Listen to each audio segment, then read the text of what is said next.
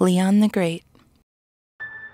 In all my years of working at the morgue, the lunch breaks are the most agonizing.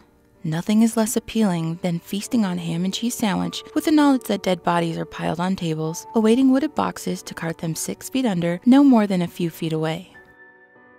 The break room doubled as an overflow storage room and contained nothing more than several old, dusty beanbag chairs and a worn-down workroom TV. It only got about 6 channels, so I rarely watched it at all on my lunch breaks. However, there was a day when, while channel surfing, I stumbled across an interesting fellow performing on a local talk show, just a few blocks from the city morgue itself. For working in a place filled with the dead, you'd think I'd be immune to anything childlike in nature. Alas, my heart has always held a soft spot for magic and whimsical ventures like it. I was not surprised to find myself fascinated by this man on the television. Leon the Great, he called himself, self-proclaimed escape artist and illusionist extraordinaire. His tricks were interesting to say the least, going far beyond what a normal escape artist would consider the norm. One of his favorites was to make his eyeballs disappear or to have his ears hemorrhage on cue.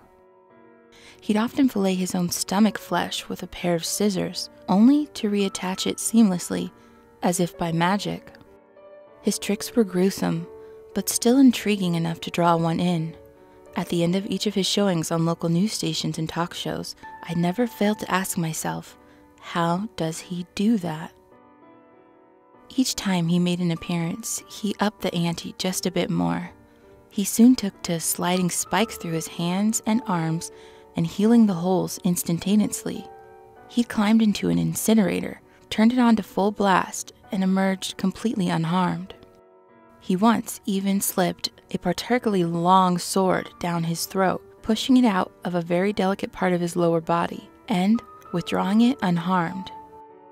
In any other program, I would be completely repulsed, perhaps even vomit at the sight of this disgusting trick. Nevertheless, I continued flipping the workroom TV to that channel each day.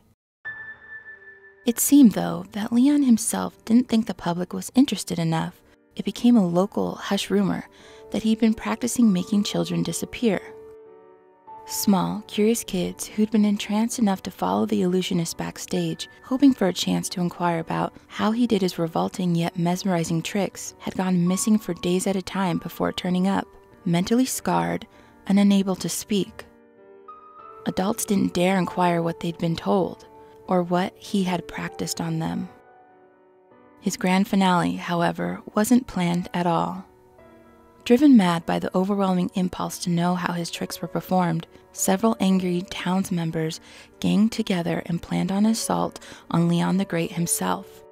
Trekking to his home, they barged in, ambushing the sleeping magician and delivering harsh blows to his head with metal baseball bats, impaling his stomach with wooden stakes, slicing his throat with butcher knives.